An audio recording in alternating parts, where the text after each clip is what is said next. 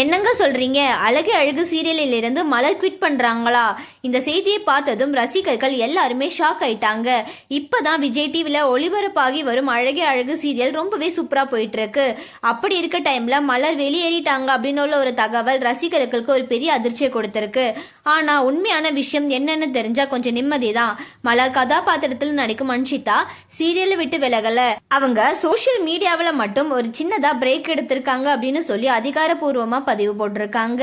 அந்த பதிவுல நான் கொஞ்ச நாள் சோசியல் மீடியாவில இருந்து விலகிறேன். இது ஒரு பர்சனல் பிரேக். அதனால மலராக உங்க கூட எப்போதுமே இருப்பேன். என்னோட வேலைகள் தொடர்ந்து நடக்கும். சீக்கிரமா மீட் பண்ணுவோம்.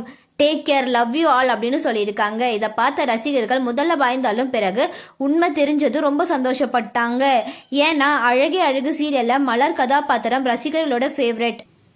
மலர் மதி இருவரோட நடிப்பும் சீரியலுக்கு பெரிய பலம். அதனால ரசிகர்கள் யாரும் கவலைப்பட வேண்டிய அவசியம் இல்ல.